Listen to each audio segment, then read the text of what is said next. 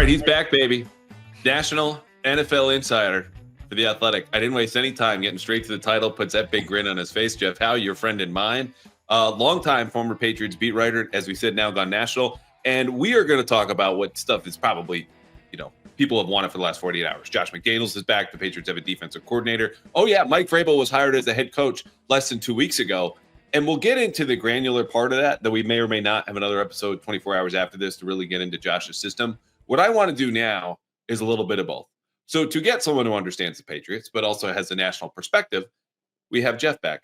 Jeff, I don't really, you tell us where we're going to start today. It doesn't even have to be anything I just talked about. It's been so long. I feel like this would be a good host move. Guest gets to dictate right off the top. Where do you want to go? Wow, I wasn't prepared for that. You probably don't want to talk about the Red Sox offseason or the fact that the Celtics almost just lost to a G League team last night, or that the Bruins are going to be relegated to, I don't know, the fifth division in Europe. So let's just start with some Patriots and Vrabel stuff. Okay. Here's what I'm most curious about. I would say on a personal and podcast level. The Patriots fire Gerard Mayo as fast as they can. They hire Mike Vrabel just about as fast as they can. It take a little bit longer with Josh McDaniels and Terrell Williams, but they're now both in the fold and officially announced yesterday. We are recording today, Thursday morning. What is all of that movement and shift and change done for the Patriots' perspective across the league, their image, their credibility? It's added quite a bit because, I mean, you know how far the Patriots had fallen toward the end of the season. I mean, it got to a point where, or I shouldn't say it got to a point, it so quickly changed the narrative within the building of like, okay, Gerard Mayo is absolutely getting a second season to, oh my goodness, like something has to happen here. Like this is not working and it's not going to get better. And everybody around the league knew it. And there's always going to be some grace, some understanding of how hard this job is, especially for a first-time coach, or even in the other side of the operation, a first-time GM. These guys have a lot of empathy for what these first-time guys are going through, whether it's in another building or what have you. But there's still an understanding of, from afar, this just doesn't look right. It was the avoidable self-inflicted mistakes that Gerard Mayo kept making. And, sometimes it was at the podium on Sunday evenings or Monday mornings, as you are well aware. Oh, yes. Thank you. Yeah, I had forgotten. I had completely forgotten until you mentioned it. Yeah. I just figured you'd enjoy that trip down memory lane. Talking to people over the last week of the regular season, when that story, really made its way closer to my workload. Of course, that was something that started with you much earlier, but it was pretty clear that the Patriots needed to part ways. And I thought it was important, probably rehashing some stuff that you've since discussed, but I thought it was important that Robert Kraft took ownership of putting Mayo in a bad situation and understanding that, which was absolutely the case. And that was necessary for him to say. And then, again, just a lot of side eyes at what was going on in New England. And then you bring in Mike Vrabel, who everybody knows is going to immediately change the culture. It's going to change the way things are done within the building, with just team building and how you handle stuff around the league or what have you.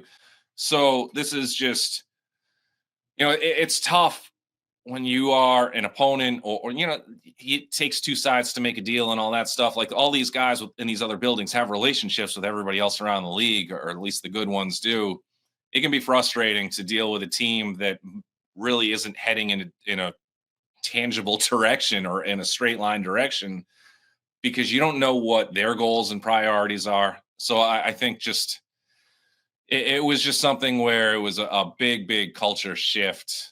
And I think everybody understood by the end of it that a change needed to be made. And the Patriots saw that as well, obviously.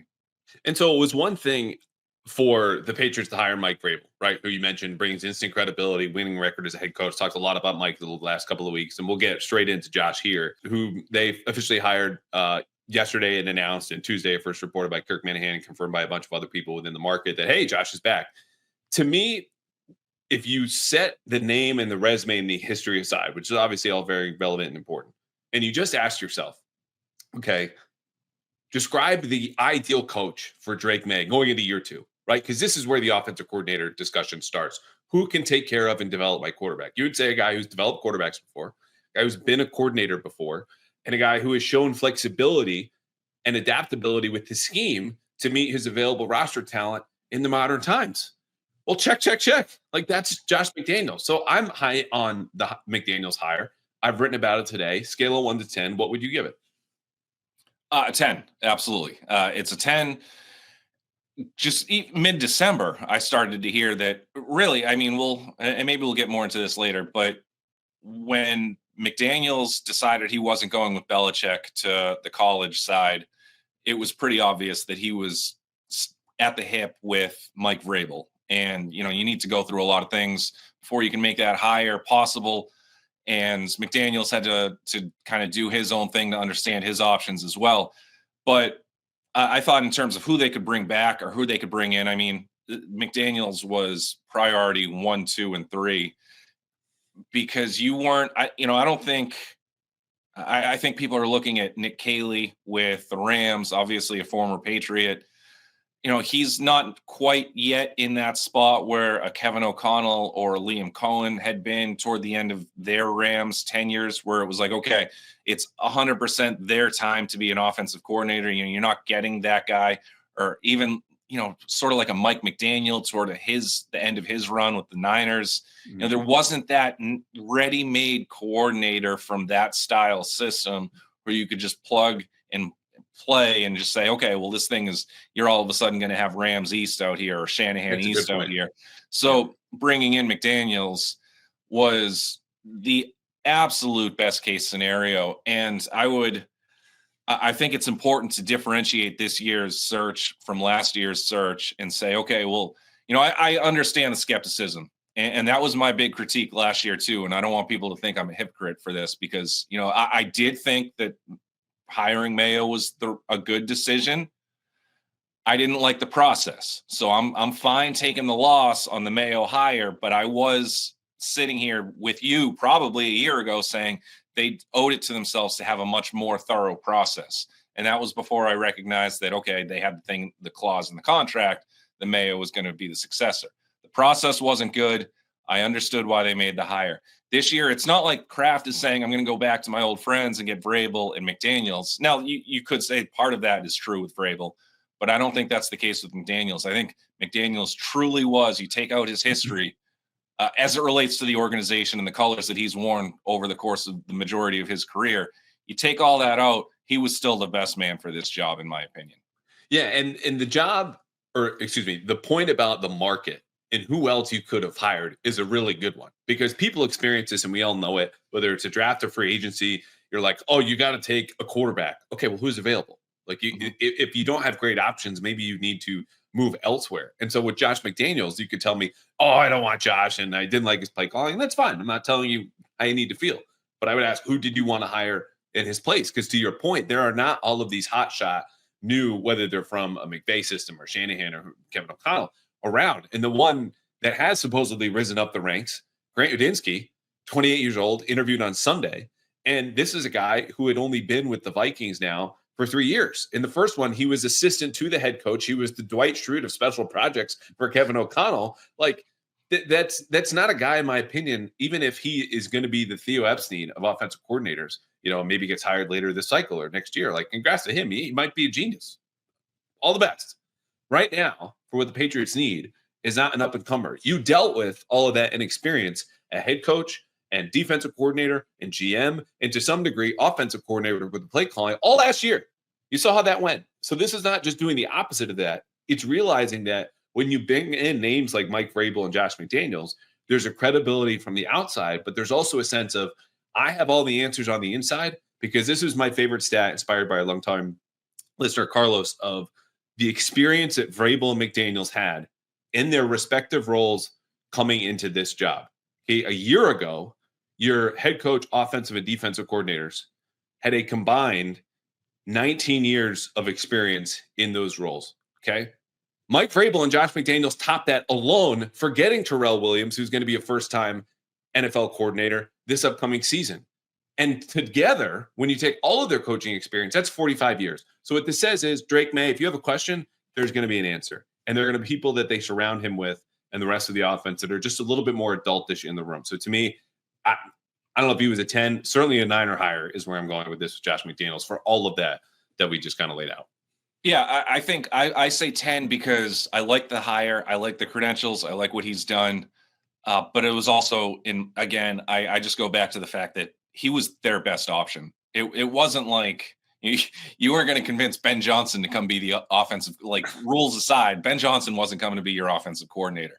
Now, or Liam Cohen, which I got a few times and wanted to text you, be like, hey, your old college buddy, like, see up for taking the hometown discount in terms of dollars and promotion. Oh no, because he might be a head coach within any time now. Oh, of course not. But there were people wishing for him to come back. And I don't think, I've seen it on Twitter a little bit. Like, I don't think people realize it's not necessarily as easy as saying, all right, I'm going to give my offensive coordinator $5 million and he's just going to come and work with this hotshot rookie quarterback. Like, it's not that easy. Like, these guys, as they're trying to figure out, 99% of them want to be head coaches, and they owe it to themselves to take the best path to become a head coach. So there's some uncertainty here. And if you got a good situation somewhere else, you're not necessarily tripping over yourself to leave. So there's a lot that goes to it. And then the other part too is, like, the criticism of, like, okay, Josh McDaniels' system is Tom Brady. For, you know what? Yeah, for a large part of his career, it was. But let's not ignore the fact that Josh McDaniels did a pretty decent job. I'm going to use this one because we're going in chronological order, but he did a decent job in 08. Now, granted, that 08 team was a Super Bowl caliber roster. Let's more recently, 2016, getting Jimmy Garoppolo ready when Tom Brady was dealing with the suspension. Garoppolo comes out. The first 6 quarters of the season were absolutely terrific. And you want to look at the narrative of, like, oh my goodness, you might be able to trade Tom Brady. Jimmy Garoppolo looks so good. And then he gets injured, and we saw what happened there. But then Jacoby Brissett comes in after not taking a first team rep in practice for like a month. And Josh McDaniels changes the offense on the fly.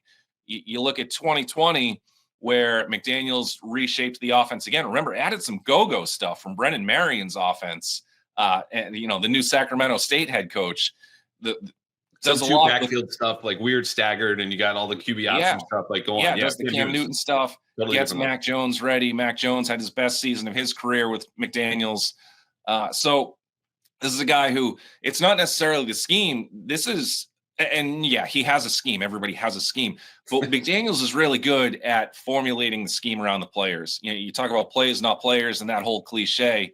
It's important to have an offensive coordinator who has the self-awareness to understand that, because a lot of guys are going to say, well, look, I can run the 100 greatest plays that you're going to see on the field today. But if you repped them all week and your players don't understand what they're doing, those plays aren't worth crap. So you need to have a guy who can fit, or who can bring out maximize guys' biggest areas of strength and put that on the field. And McDaniels has a track record of doing that. Now, you talk about the kid in Minnesota whose name I'm losing off the top of my head here. Okay. Is also a candidate to be the Seahawks offensive coordinator. Certainly a highly respected rising coach. But you look at what Vrabel wants to do, and you talk about the instant credibility and the culture change. Vrabel is going to come in and he's going to take this CEO approach, and he's going to make sure that he's got his hands in as many pots as possible. But he can't do that if he's babysitting his first-time play caller at offensive coordinator. You can't have that important of a position, and you're trying to groom a second-year quarterback and a first-time play caller. That takes away a lot of what your effectiveness could be in some other areas of the field. Now he can focus a lot on defense with Williams there as a first-time coordinator, but a guy who has a lot of potential. But at least now you can say, okay, Vrabel is a defensive guy at heart. He can gravitate toward the defensive side while Josh McDaniels just runs the offense, and you don't have to think twice about it. There's a lot of freedom that comes with having that going on within your building, and just being able to focus or to prioritize what these guys know they can do best.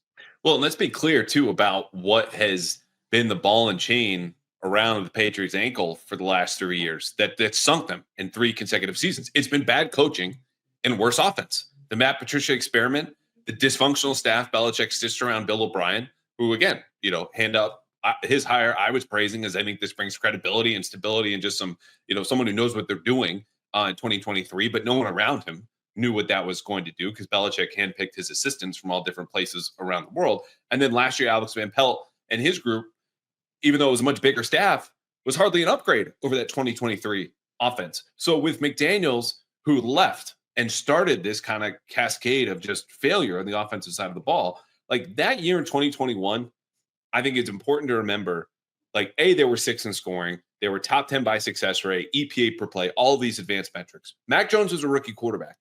That's what got him hired in Las Vegas. It wasn't the Brady portion of his career, which had been over 2 years earlier. And the same thing with 08 when you bring up Matt Castle.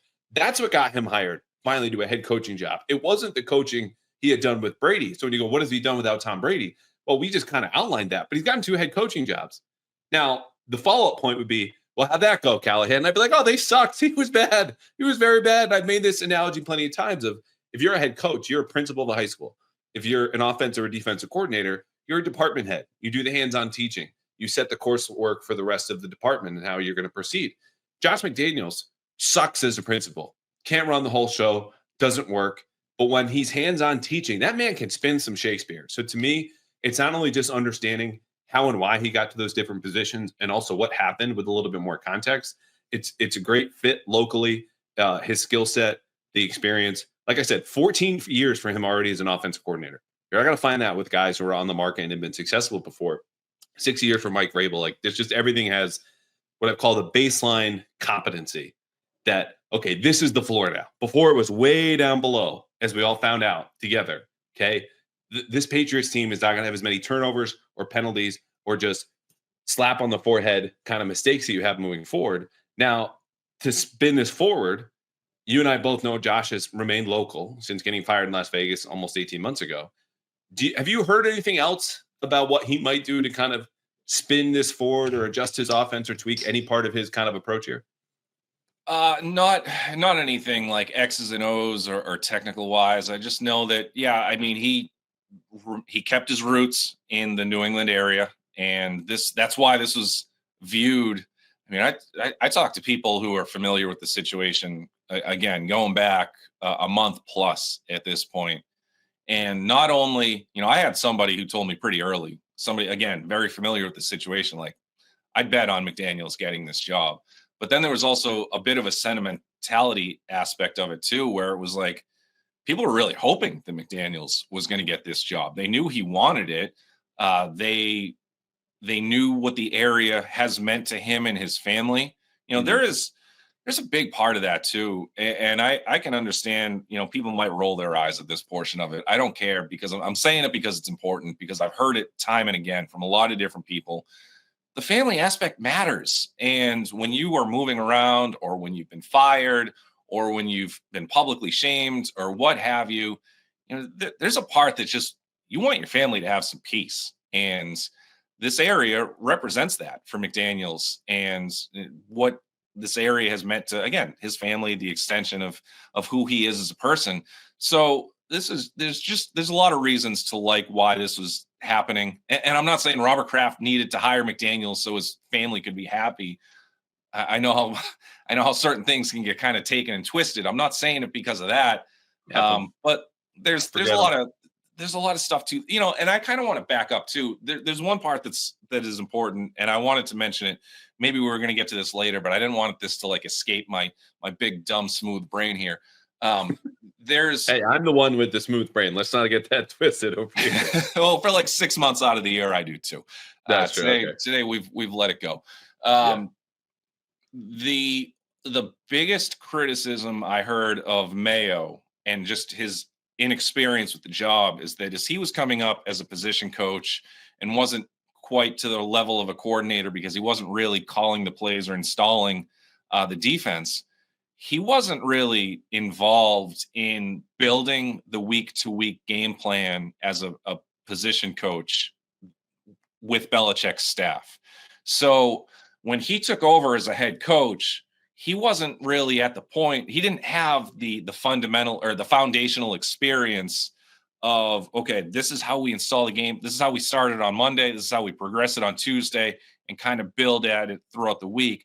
So when things start to go sideways, whether it's late in the week in practice or the Saturday walkthrough or Sunday during the games, he hasn't necessarily had that foundational experience to say, okay, I know what I can do to kind of change this. This is, that's why when you talk about a guy who doesn't necessarily have experience, we can sit here on our couches and say, oh, call a timeout, or, oh, this isn't working, do this or that. It's such a different thing when you're on the sideline and those decisions have to run through you.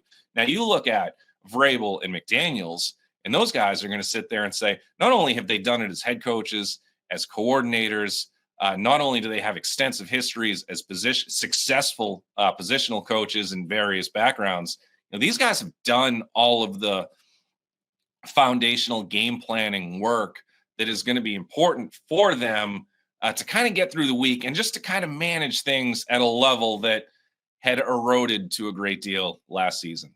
Yeah, the grunt work, and like Durad had 5 years of coaching experience. So no big surprise. Year 6, it's a disaster. Again, I didn't see it, but in retrospect, you're like, oh yeah, this was a bad decision because he also couldn't surround himself with a network of people that you can go, they have those answers. And that's true of Josh in two senses. Number one is the scheme, which kind of collapsed under its own weight and complexity by the end because it was just too broad, has all the answers built in. Like the base of that system is to say, no matter what the defense throws at us, we have something we can check to a solution for this. If you can identify whatever the defense is, we get to that, we execute, we have the upper hand. I think Drake May is ready for that type of offense and they'll give it to him. But he also, from being a personnel assistant to a defensive assistant to then working with quarterbacks, coordinator, head coach, coordinator again, does have all the answers from that experience where there's no thought process of, oh, should we do this or do that? Just boom, it's reflexive. And it's not always correct. It doesn't make it right. But to go back to my point of like the difference between being a head coach and that success is not always connected to how you are as a coordinator. Mike Vrabel had 1 year as a coordinator at any level of football when he was coaching. 2017 with the Texans. Do you remember, just off the top of your flat head, where they ranked in points allowed that season when Mike Vrabel was the defensive coordinator for the Houston Texans in 2017? I'm going to take a safe bet and say 16th. Okay, they were dead last. They stunk. Wow. They allowed over 400 points that season. And then the next, obviously, few months, he got a job as a head coach of the Tennessee Titans. And he inherited 9-17. They go 9-7 again. But that was the first of 4 winning seasons that he had. So for people who think Josh McDaniels has lost his marbles, and I might be just arguing against a straw man here, I don't know. I'm here to tell you this is a good hire. It was the best one they probably could have made. And by definition, you could not have done better than best. Now, again, we were saying similar things about Bill O'Brien, and maybe this will work out 2 years ago, yada, yada. The question is then, who can Josh McDaniels bring around him? Who has Jeff heard about maybe folks who would come work for Josh McDaniels in New England again? We'll find out more after the break. Happy championship weekend. I've got a question for you. Do you think Jaden Daniels will throw for at least 1 yard, one single yard Sunday in the NFC Championship game in Philadelphia? Yeah, me too. Well, if you think so, you're halfway to a winning PrizePicks lineup this week. It's that simple because this championship weekend, PrizePicks is giving away a free square in your lineup where you pick 2 to 6 player stat projections, more or less on each, file it away, boom, win some money on the back end. And the way you can do this is if you add that Jaden Daniels square for more or less than, and be honest, we're all picking more, than half a passing yard, there's your first square. All you have to do is pick a second one at America's #1 daily fantasy sports game, and it could be Patrick Mahomes for more or less than 253 passing yards in the AFC Championship game. It could be Travis Kelce, more or less than 69 receiving yards in the AFC Championship game, or a Saquon Barkley touchdown. If he rushes for more than half a touchdown, boom, in the NFC Championship game, and Jaden Daniels completes one stinking forward pass, you won over at PrizePicks, where they're giving away millions of dollars in championship weekend and the Super Bowl. So lock in right now. Download the PrizePicks app and use code CLNS to get $50 instantly after you play your first $5 lineup. You can use this money with Venmo, MasterCard, you name it, quick and easy, whatever way you want to do it. Download the app today. Use code CLNS to get $50 instantly after you play your first $5 lineup with Jaden Daniels, more than half a passing yard, and pick any other player, any other stat, any other projection, and lock it in. But only at PrizePicks. Run your game. All right, I teed you up. And any names, again, off the top of Smoothhead, the Patriots might hire as assistants because we all hear and we all know okay, the most important hire for defensive head coach is an offensive coordinator. To me, regardless of whatever background that head coach comes from, quarterbacks coach and offensive line coach are right up there next to coordinators, your most important hires. Anything you've heard in and around there? No, I hope you got your ad money there, Yeah. because I don't have anything great for you. That's that's a heck of an empty tease. I've heard some names. I've poked around. I'm not at the point where I want to throw those names out there, because I just don't. I don't think it'd be responsible on my part. I've, you know, I'll say this: I'm asking for some trust. If you have it in me, great. If you don't, whatever. I understand. I've spoken to people who believe the job is attractive. Some are able to throw their hat in the ring. Others are not for contractual reasons, or maybe they're just in a spot where they're just happy. Um, I can't. I'm sorry, I can't give you any names right now, just because I can't do that to the people I've spoken to. Understandable.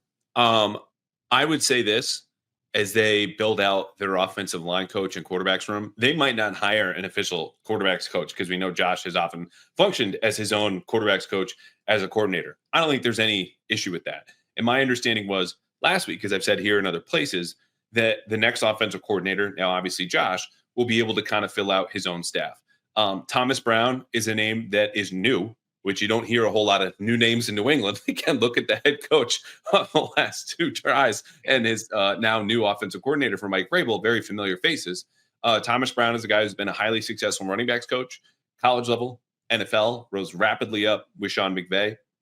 Obviously, an offensive coordinator with the Bears last year, the Panthers before that. Neither of those stints go particularly well, but as someone who might be available, pending whatever his interest is in other places, run game coordinator, bring some different wrinkles. Who knows what Josh is up for? He will have a major influence on the people that work for him, as everyone, of course, works under Mike Vrabel. That's a name to keep in mind. I would look at to lead the folks on a little bit more than you have, but for the same reasons of you don't want to betray any trust from people that are like, yeah, I'd like to be up for this job, but I can't say that. Otherwise, I'm kind of breaking some rules contractually. Yeah. People who have been here before with Josh in Las Vegas. And that seems obvious, but that's not always the case when your boss gets fired midway through the season, as Josh was with the Raiders, because then you might go, I'm never working for him again. So yeah, maybe, and this isn't something I've heard, so this is no trust being betrayed. Mick Lombardi was the receivers coach back in 2021 here, and since left and is working as an offensive assistant with the 49ers. So you've got that little scheme diversity. You've got someone who's got local connections. And the receivers in 2021, Kendrick Bourne had a career year, 800 yards, first year in a system. So there's familiarity there. There's trust. There's understanding. Will it be Mick Lombardi, Thomas Brown? Carmen Bracilla was his offensive line coach in Vegas and then is now with the Giants. Like names like that, we'll see. But it is really important to see the fact that there is interest. Can you offer anything more around there? Like people who are unassociated with Josh, people who have some kind of relationships with Josh, or is this where does that interest lie around the league and with whom? He's a very highly respected teacher. You nailed that word earlier in the podcast. He's an incredible football mind. Somebody was telling me recently, like last summer, they were like, I learned more about football from working with Josh than anybody else I've ever worked with. And so people do want to work with him. You mentioned Thomas Brown. That would be another home run hire. I know he's been a guy who's been discussed for probably 3-4 years as a future head coach. Hasn't quite gotten there. Obviously was the interim with the Bears. He's had some tough situations since leaving the Rams. Carolina, that staff got wiped out. Mm-hmm. Obviously the Bears had Eberflus get fired. We'll see where he goes. I mean, he's got a lot of friends around the league. He's got a lot of different background with schemes that he's able to run.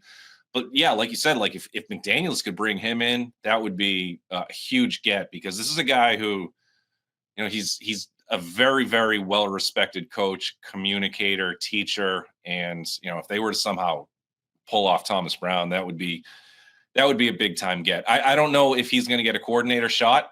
There are still some other jobs that need to get filled too. So we'll see. Yeah. I would be surprised at this point, which is why I have a little bit more confidence that he could be in play. And it's not a knock on what you're trying to deal with in Chicago, which their offensive line for most of the season was as bad as the Patriots. And you also had a rookie quarterback, a guy who was not as willing to put his bad habits past him and was running around trying to play Superman. So like there was a lot there. Here's thrust into an interim head coach, still a good young coach, just might take a little bit more time before he's an established coordinator who gets a couple years run. We have not talked about Terrell Williams, who I still don't know a whole lot about, except for the fact that he was with Mike Vrabel for 6 seasons in Tennessee. Williams has said, we want violent players up front, which I don't know if there's anything more defensive line coach than just saying, GD, we need some violent players. That's the only description I have. He's credited Mike Vrabel for helping him connect more with his players since gone on to be with the Lions, and Dan Campbell, who, I don't think he's one to BS. And I think that's part of the appeal of Dan Campbell.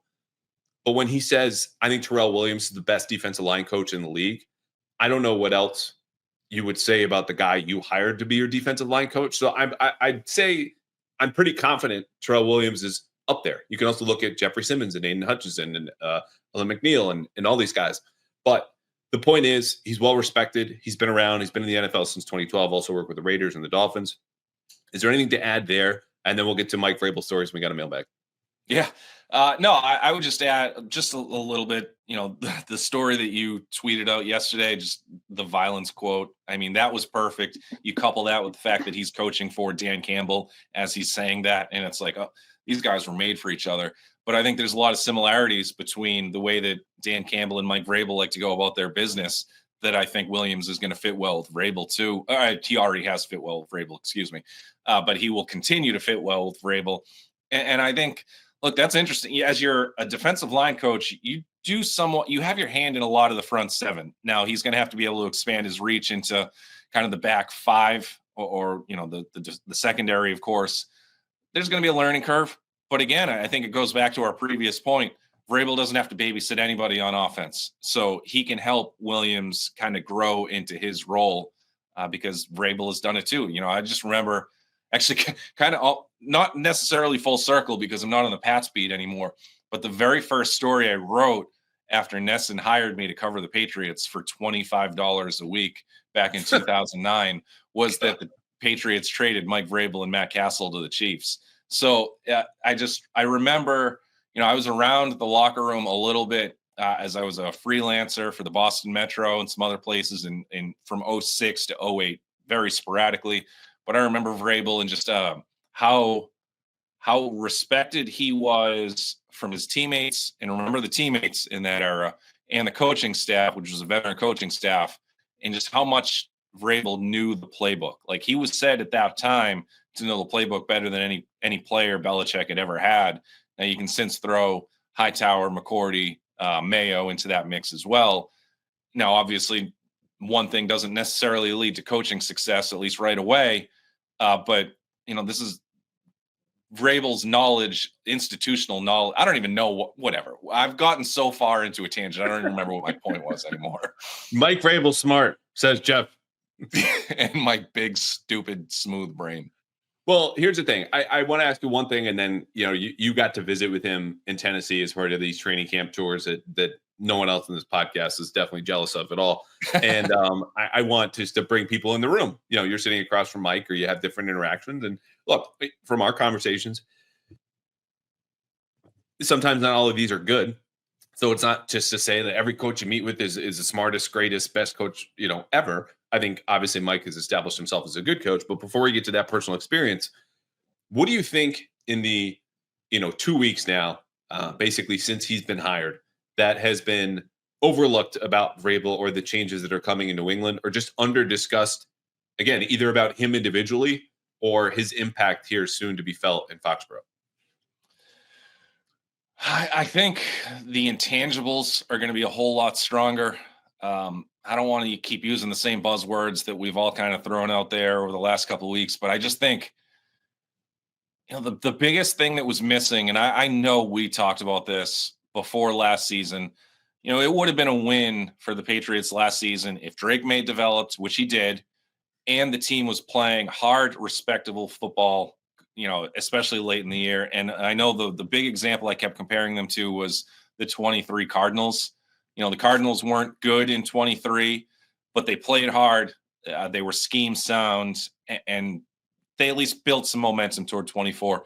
Now, They obviously, made progress down the stretch, something the Patriots absolutely did not do this season. exactly. So you're going to see just the intangibles. You're going to see a team that's fighting harder for each other. You shouldn't. I don't know. You can't predict these things, I guess, but you're less likely to come out of a Sunday saying, where is the dissension coming from this week? Why isn't this running back starting when this running back was supposed to start? Like, you're not going to have a lot of people looking over their shoulder wondering what in the world is going on. So, and I think we'll see what that leads to as a product on the field. This team still has a lot of rebuilding to do. But I think Patriots fans are going to at least come out of these Sundays, win or lose, and at least have a little more pride in what they saw from their team. Okay. I'll settle for just close and like more points on the board than 17. That's all I'm hoping for. All right, story time. Tennessee, real quick, what it was like visiting with Vrabel when he was a head coach. I was going to say master of his domain. That means something else, but you know what I mean? Like he's in control and he knows it in a way that he had similar power with the Titans that he has now here in New England in his second go round. Yeah, look, he's a unique character. There truly is not another. I have not met anybody else like Mike Vrabel around the league. And at this point, I guess I'm going into year 4, I think, in this role. And I've gotten to meet, pretty much everybody in a position of power. And I haven't seen anybody like Vrabel. You have to command his attention when you're talking to him, or else you're going to lose it really quickly. We don't have too much of a background, even though, I spent so much time covering the Patriots. Like, occasional like scrums or just saying hi because I was in proximity to Karen, who we both know and love from our time with her at the Herald. Yeah. But so like there was a very small familiarity that Vrabel and I had when I visited Nashville a couple summers ago. And I remember, so I'm standing now, all these teams have different access during training camp. Like some you can stand basically right on top of the field. Others want you 100 yards away, watching, from a 737. But with Tennessee, I was walking around the field and they were having a live scrimmage. And I remember this DeAndre Hopkins took over that day. It was actually pretty fun to watch. But I was standing down by the end zone, and I'm very aware of when you're standing next to a football field and these guys are practicing and the play starts coming toward the sideline, you better get the hell out of the way very quickly, because those guys, you can see them coming closer to you. But if you even blink, you're going to be tearing an ACL, and you don't need that. It's so you need to have a good amount of self-awareness. So I'm not standing on the sideline oblivious or just like naive or like, oh yeah, nobody's going to run into me. I'm invincible. So I'm paying attention. And they're running a play at the 50, and I'm at the pylon. So I'm 50 yards away. Now, they completed a deep ball to Hopkins, maybe 15 yards away from me, not anywhere close to the sideline. Again, I'm watching. And then I'm sitting there, and I don't know if it was like somebody behind me was trying to talk to me. Something happened that very, very brief, like for a moment, took away my attention. And they were between plays. They were not running plays. But then all of a sudden, I start hearing, hey, get off the field. Get off the field. Get off my field. And I'm like, who is yelling? Or like, get away from my field. Maybe that's what it was. And I'm like looking around, and I'm like, somebody's yelling at. I'm like, oh, that's Vrabel. And then I very quickly realized, no, he's yelling at me. I was too close to the field, and they were about to run a play that was going to go toward that right pylon, and he wanted me so far back. So then after practice, so I don't think too much of it. I'm like, yeah, you know what? I screwed up. I was paying 99% of attention, and I should have been at 100. And that was my bad, and I deserved to kind of get called out for it. Now, I was not dangerously close to the field, but I appreciated the fact that Mike Vrabel didn't want a death on his hands that day. So I go up after, and I'm like, hey, what's up, Mike? Like, good to see you. And he was like, oh, you're the guy I told to get the F off my field. And I was like, yeah, Mike, not my best moment, but just a guy who he's got a good recall. He will bust your chops at any given moment. And again, you always you heard the stories about Taylor Lewan saying you need to always be paying attention. Like, you don't want to be that guy who gets called out. And even though this example is nowhere near the neighborhood of how a player would get called out in a different type of environment, you kind of see what he's capable of when he feels like getting a little fiery. And he was fine after Oh that yeah, point. yeah, Right? absolutely. Yeah. So that's the other part is, and I've called him sarcastic and biting, and that's from experiences people have told me, and Vrabel has owned up to, and sometimes backed off a little bit in meetings. But once he gets his point across, he moves on, which frankly is a very healthy way to go about your business, provided you have people around you who understand kind of what the deal is and have thick enough skin. So to the point of your story of a guy who's obviously not hesitant to share, speak his mind, but then after the fact, even if it is sarcastic or biting or angry or whatever it is, it's all good because, everyone's moved on. So why not? Yeah. And we had a good conversation. We spoke for a little bit, and until I got boring, and we had to just part ways. Sounds like a lot of my high school, college relationships. Excellent. Thanks for bringing those up. All right, time for most of our mailbag conversations. Yeah, we have a good variety of questions here. It's not everyone who asks a question, Twitter or Blue Sky, but we're going to get these now after our last break. Okay, so I know most of you still remember. It's only been about 5 years. The Patriots playing playoff football, the best of the best going head to head. That's what January and February is all about. I don't know when the Patriots will be back, but I know if you want to make lifetime memories, whether it's the NFL playoffs or later on this year, the NBA playoffs or the NHL playoffs, or you want to even go to a March Madness game, there's only one place to go. It's Gametime, the best secondary ticket marketplace you will find for one simple reason. They have a lowest price guarantee. And I use this, have you heard me tell you before, to make lifetime memories with my wife out in London. Went to the game with one of my best friends. Granted, he was a Jags fan, nothing you could do about that. But the point is, I went to Gametime because they gave me that lowest price guarantee. Plus, as I was picking out tickets for them, they gave me a seat view right there, what it was like to be in Wembley Stadium. And you could do this even if you want to go to the Super Bowl. Find that exact seat. What's your view? Compare it to another one, but only at Gametime, where you get not only the seat view and the lowest price guarantee, but Gametime picks, where they give you all the best deals right up front, all in pricing. You don't even have to go searching for all these different deals. It's just the best of the best right there. You can find your tickets and go to the Super Bowl or any other event in less than 60 seconds. So what are you waiting for? Download the Gametime app today. Create an account. Use code CLNS for $20 off your first purchase in these lifetime memories. Terms do apply. Again, just create an account. Use code CLNS for $20 off your first purchase. Download Gametime today. Last minute tickets, the best tickets, the lowest price guaranteed tickets to any game, concert, show, playoff, or regular season. Guaranteed. What time is it? Gametime. All right, leading off, David takes us back to Tennessee. Any shot the Pats look at possibly acquiring Jeffrey Simmons from the Titans between Vrabel and now Terrell Williams hires? Obviously, there's a connection. What do you think? I think it's worth the call.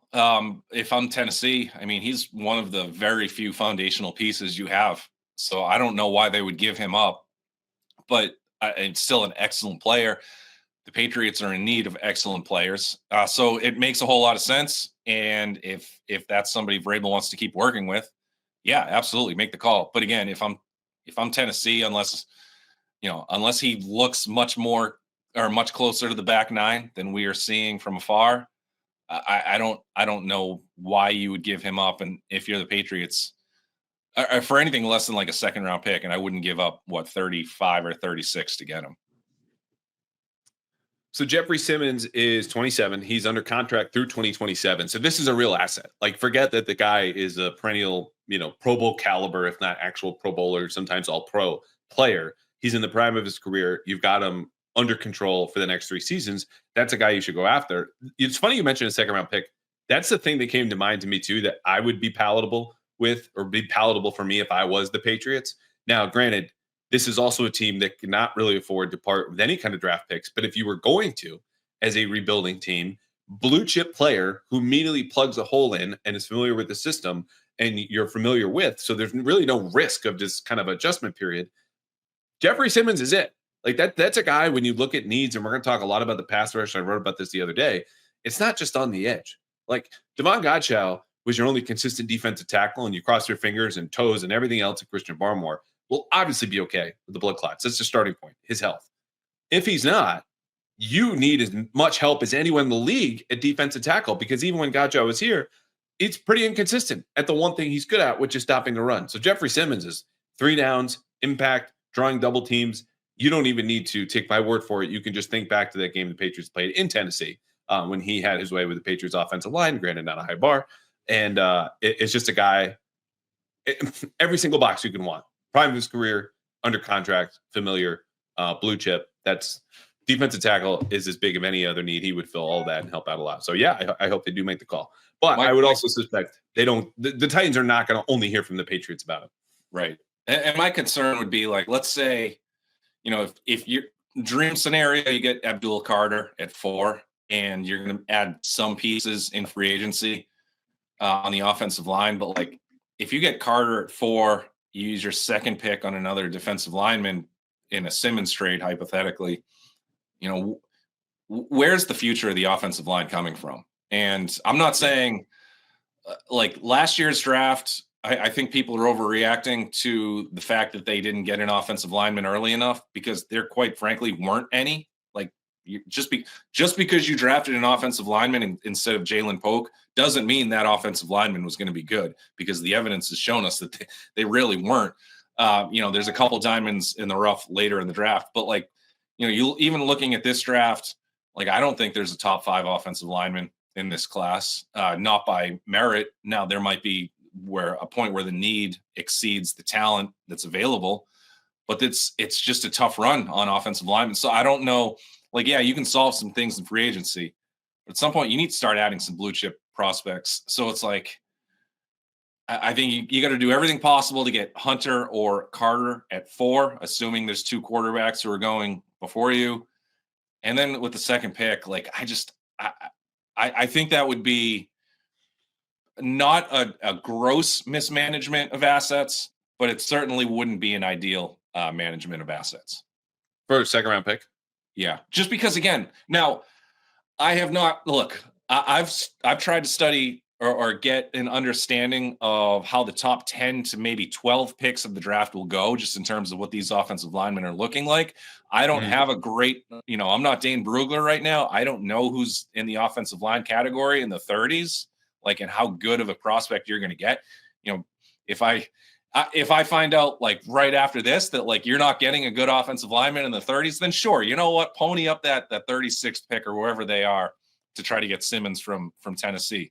But I just think like ignoring that position high in the draft for a second year in a row, or preemptively doing it by making an earlier trade before the draft it has a chance to unfold, I would be skeptical.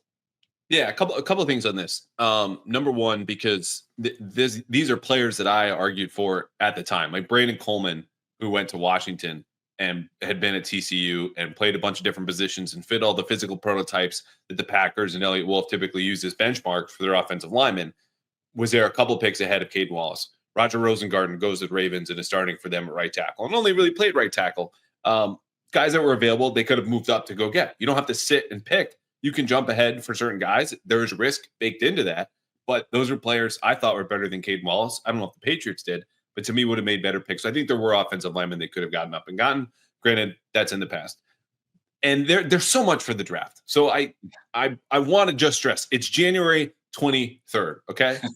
But when you talk about like you got to get Carter and Travis Hunter, that makes a lot of sense to me. I think Abdul Carter, just as someone who's watched him more than I think most people have in the region, would be a really, really good pick. Will Campbell at LSU, short arms, this and that, lots to learn. I would entertain if you do, let's say, theoretically, deal this second round pick for Jeffrey Simmons, which to me, I'm going to say right now, stamp of approval, done deal. At that point, I'm more incentivized to trade back possibly. And who knows what the offers are, who knows who the players are going to be that are available. If I can go back 4, 5, maybe 6 spots at most, and Campbell's still around there, or Kelvin Banks Jr., I know people are lower on from Texas, as your potential left tackle. In the process of moving back, you would recoup at least a mid-round pick, if not a second-round pick, and then still be able to address that offensive line need. Does that assuage any of your concerns there as I throw this out there where we just perfected the Patriots offensive defensive line? We just fixed it right there. Jeffrey Simmons trade back from 4, and restock your asset shelf. Look, I think if you're hell-bent on now, if you pass on Carter, you're going to deserve all the second guessing that you're like, if he turns into Micah Parsons, it's probably not going to look good for a while for you. No. So you have to be cognizant of that. However, if you sit there and you're Elliott Wolf and Ryan Cowden and Mike Vrabel, and you're trying to figure out how the draft board is going to fall, and you really, really, really want Will Campbell, then trading back to, let's say, the 8 to 12 area and still getting him, I would say that's a win. And then you're going to pick up, I would guess, at least a 3 in order to do that. But again, like, you are still really hoping that 2 quarterbacks go in the top 3, because that is going to incentivize somebody to trade up for either Hunter or Carter, because those guys, I think, do have a lot of trade up stock. Now, if one of those quarterbacks, let's say Shedeur Sanders, Cam Ward right now is the most likely number 1 pick. Shedeur Sanders has a chance to work his way into that conversation if he crushes it the next couple months at the bowl games and the pro day and the meetings and the combine.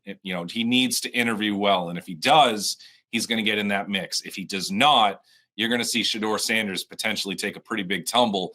And that's going to throw off a team that is picking in the top 4, because now all of a sudden the top 3 is now looking like Cam Ward, Travis Hunter, Abdul Carter, in whatever order. And if you don't have a team that's comfortable enough to trade up for Sanders, then all of a sudden the 4th pick is not as desirable. Okay. Ready for another trade? Let's go. Garrett Wilson. This is from Jason. Is there any world where the Patriots could trade for Garrett Wilson? Jets would seem to be a perfect trade partner if, they weren't division rivals. I think I cannot, it's not going to happen. Like, there's just, come on. I get it. I love the creativity. I appreciate the question. I like putting yourself out there and kind of really swinging for it. I love the question, and I'm happy it was asked. I cannot disagree with the premise anymore, because the Jets can't risk Garrett Wilson playing well for the Patriots. Garrett Wilson still has more than enough talent to think that he's going to be successful somewhere else. Let it happen in the NFC if you're the Jets. If the Patriots are willing to spend a full round higher than anybody else and probably add, let's say, a 4th rounder to it, you know what? Maybe you're more comfortable taking that risk. The pettiness between the organizations is the reason why it's not going to happen.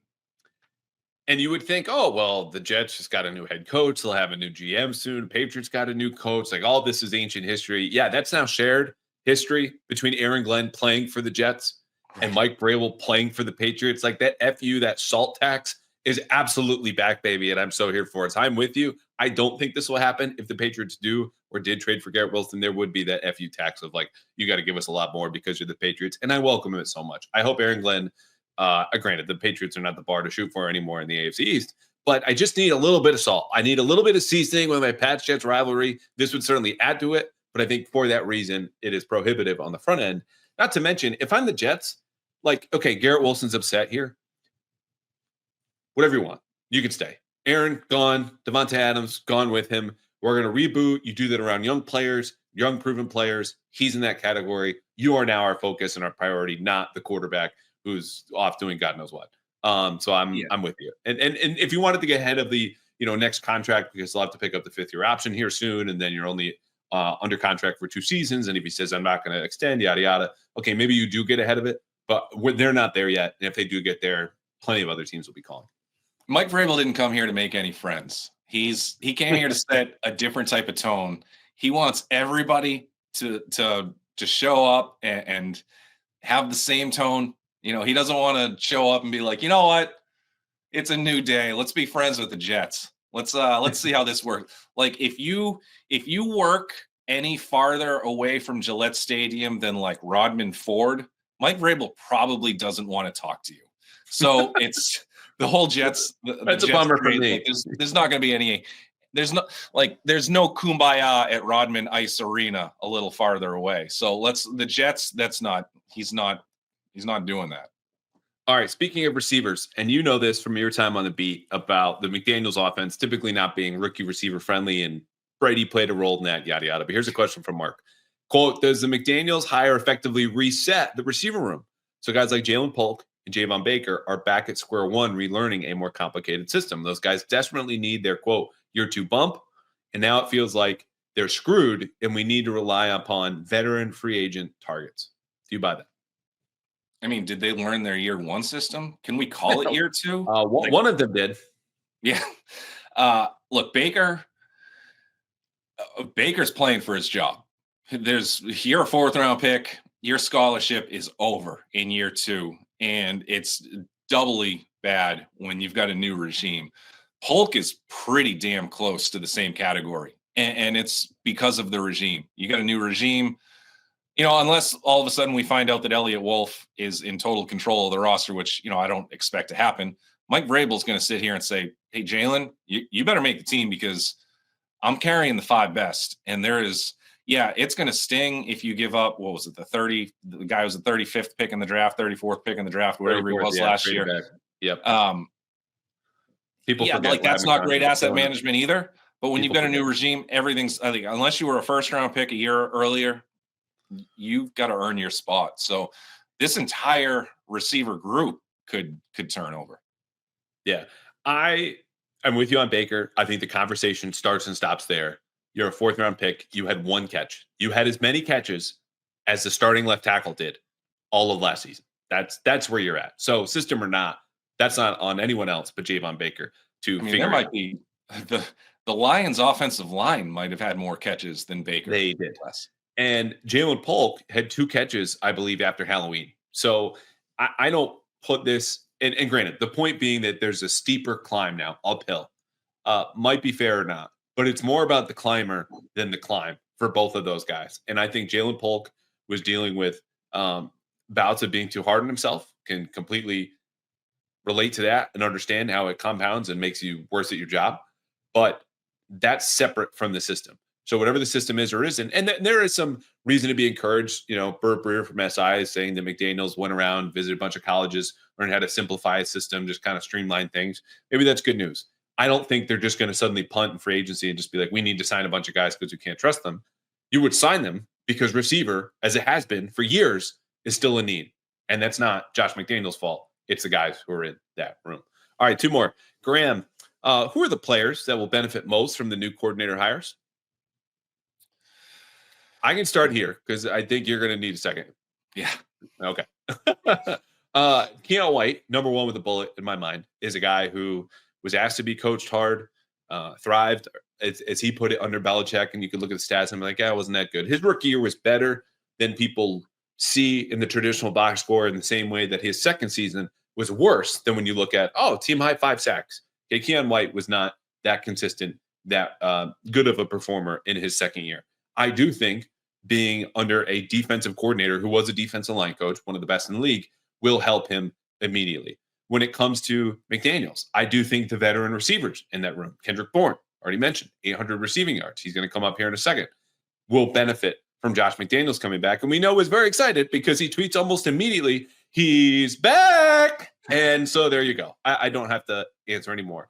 I think certain players like Hunter Henry have thrived in any kind of system. I think Drake May will benefit greatly, again, having all the answers to the test, as it were, within the system. Beyond that, we'll see on defense. But I think the defensive line is an easy answer, and specifically Keon White and certainly Kendrick Bourne on offense, that I think will get this kind of bump, if not boost, which is not too hard to figure out. But I think off the top of my head and understanding what we know and what we've seen going back to when McDaniels was here last, those are the 2 obvious candidates. Yeah, I mean, I think T. Higgins is really going to benefit from McDaniels.